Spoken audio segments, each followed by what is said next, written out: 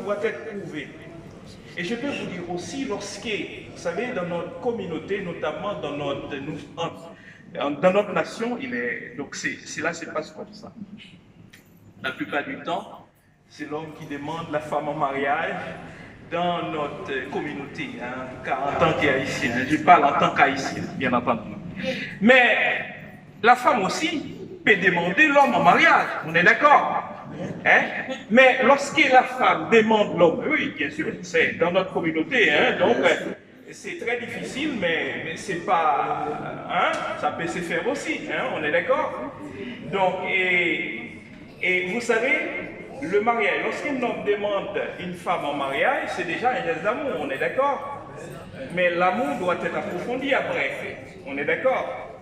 Donc voilà pourquoi l'amour doit être au centre de ces mariages. Et attention, nous allons voir un autre texte, et dans le livre d'1 Corinthiens, chapitre 13, verset 4, où nous trouvons une définition, vraiment une définition claire de ce qu'est l'amour.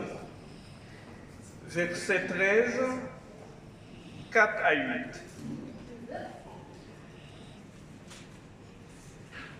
L'apôtre Paul qui parle, poussé par Dieu bien entendu.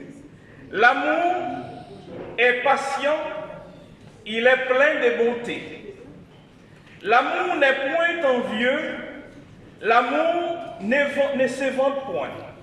Il ne s'enfle point d'orgueil, il ne fait rien de malhonnête. Il ne cherche point son intérêt. Il ne s'irrite point, il ne soupçonne point le mal.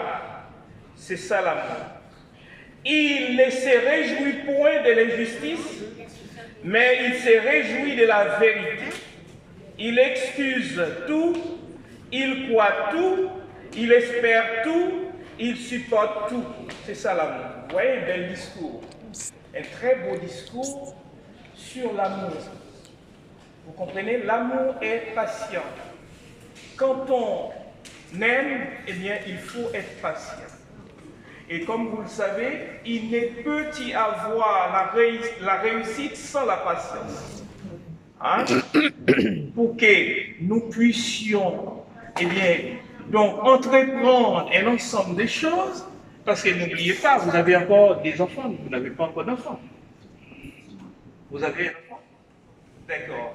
Dieu a déjà béni. Non, non, pas. Il n'y a pas encore. Ah oui. Donc vous allez en avoir énormément. Vous souhaitez avoir combien? 10. 12.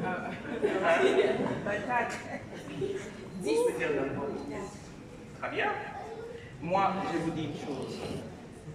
Donc quand je suis marié avec ma femme en 2007, donc à la République dominicaine, donc puisque j'ai en France, et donc c'était ma petite amie, donc on n'était pas mariés, je suis allé à la République dominicaine,